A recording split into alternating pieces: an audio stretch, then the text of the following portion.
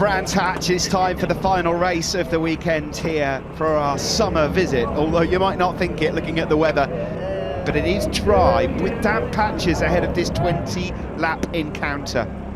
Just when you think you know what's coming, the BSP script writers throw you a curveball, and it just goes to show you that in racing, nothing is guaranteed.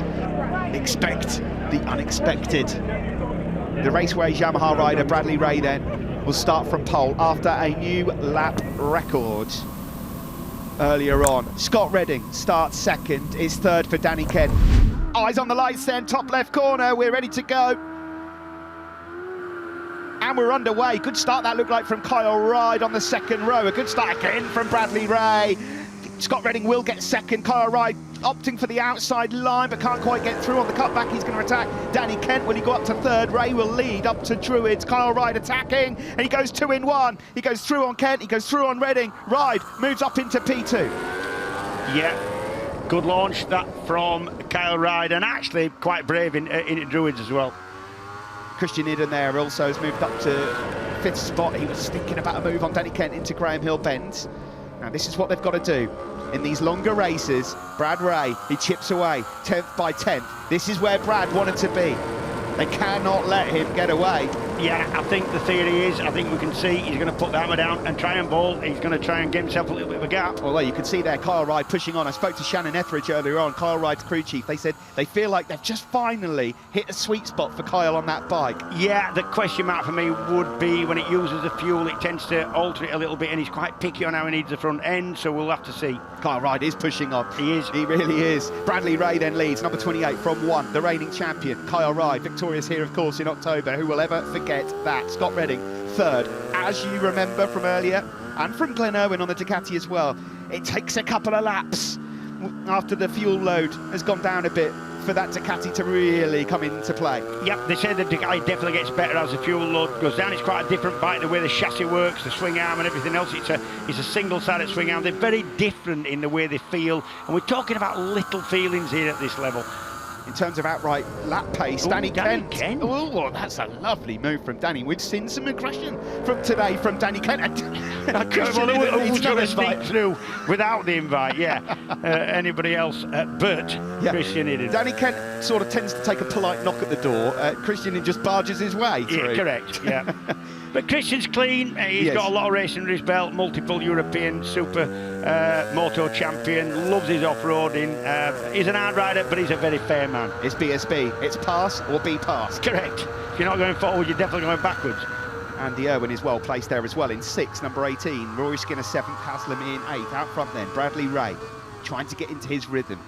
Now, I was just about to say, Danny Kent has had some really good general pace across all the races so far this weekend. Yes, he has, and he's got a smile on his face, and he is confident. I interviewed him in the McCann's hospitality in front of the invited guests, and he was just beaming, said they've found something, they know where they're going, they've got a direction yet, they've got a direction, but actually they've made some changes that they know are going to work going forward. It's a tiny twitch there around Sterling's for Kyle Ride. Is that now going to invite some pressure? Is the McCann's Yamaha of Danny Kent is right on his tail as they come over the line. Another 10th gained by Brad Ray.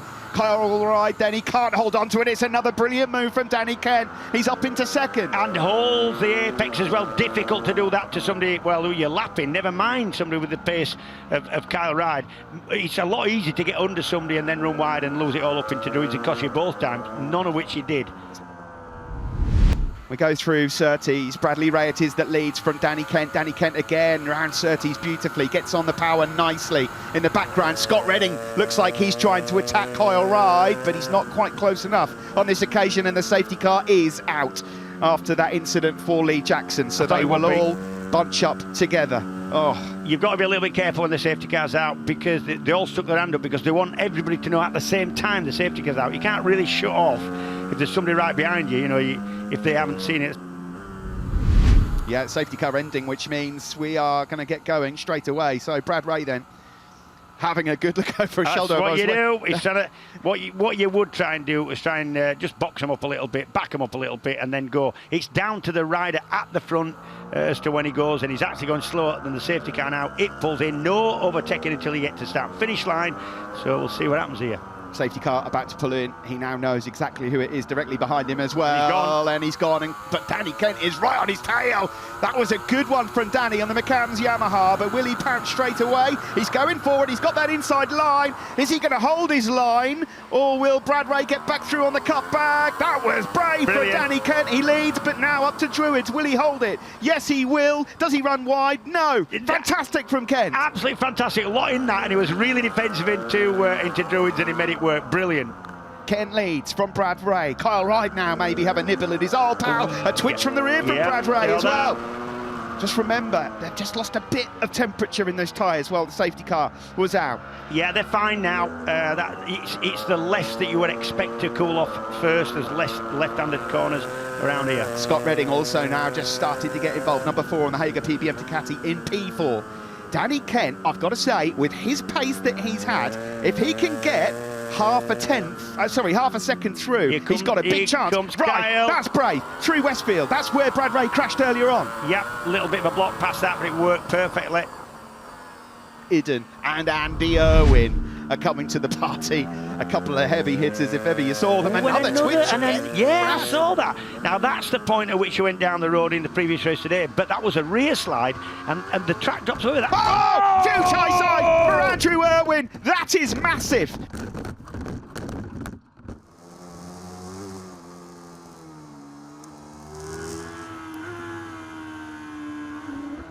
That is massive. Ryder's doing well there to avoid. He's up on his feet. Of course he is. This Andy Irwin. He's some sort of superhero. That was horrendous, that crash. Big crash, and you do worry when you're in the pack like that. And it's unsighted. You're right on the crest of a hill there. So you come round that corner and it's sheen curve, completely unsighted. And even if you have got somebody 3 riders in front of the crash, you're concentrating on the rider in front, immediately in front of you. So yeah, really lucky that. Honda riders have been up against it all weekend. All Honda riders. They've all been saying that they're on their absolute limit.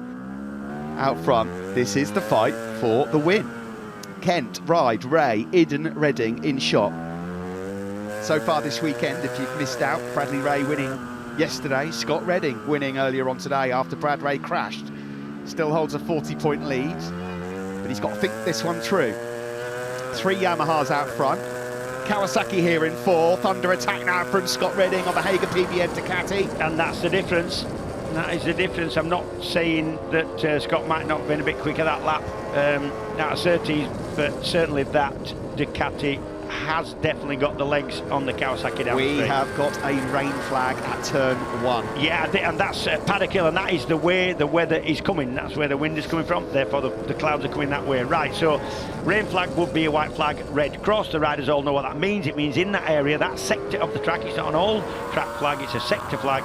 It means in that sector, the marshals have felt rain coming down. But they don't tell you how much. And this is a dangerous time for riders. You've got to press on exactly the same, ignore it until something happens, basically. It's this is where bravery comes into it. They're just tipping into Paddock Hill Bend now. That is turn 1 that we were just talking about. Further back, Storm Stacey here, going well, considering he's had hardly any laps in. They didn't get out because the bike was still being fixed. Him and Scott Swan here, tussling it out for 11th place. Yeah, that's not bad, and this is particularly good, not bad for Storm, but particularly good for Scott. Really good. Danny Kent, and it is still leading, but Kyle Ryde in hot pursuit. Yeah, and you know when you're getting little bits of spits of rain on your visor, on your screen, you're getting, especially when you get the rain flag out at any corner, in this case, Paddock Hill, you don't want to be at the front and make a mistake. It's a lot easier to gauge from behind. Ryder's gone through. Yeah, that's to be expected. It's more difficult setting the pace when conditions are getting like this. So Kyle Ryde looking for his first win of the season so far. 6 podiums to his name, 2nd in the championship, and I wonder if this forces Brad Ray's hand to try and get through on Danny Kent now. Yeah, you would think it would. Flicking it left through Sterling. But now, if the rain flags are still out, Kyle Ryde has to brave them. Yeah, we've got a rain flag out at the bottom of Graham Hill Bend now as well. However, we're getting closer to 2/3 distance. It's Correct. It was declared a dry race. And that's the point. If you think rain's going to come down, it's a dry race. They will stop it if it rains. Danny Kent. It comes down it. They're keen because if they do stop it, you want to be at the front. Yep. You force your way. If you think they're going to stop the race, you want to be at the front when that race stops. It'll go back a lap, and then you want to be the one that was over the line first. And Kyle Ryder and Danny Kent have read that script, got that memo, and they're both fighting away here. And that has allowed Brad Ray and Scott Redding to just get a bit closer here.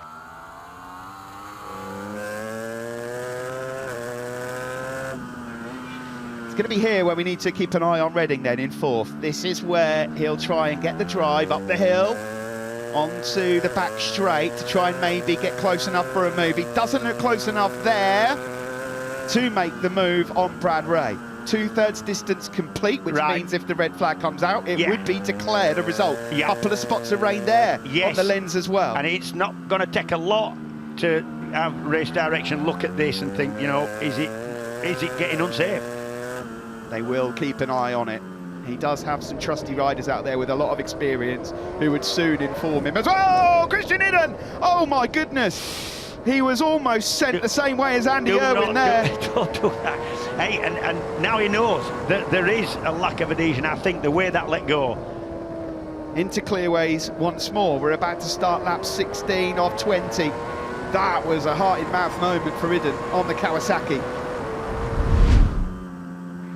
Nothing really to split them lap time wise. In fact, Scott Redding just a bit faster than the three ahead of him.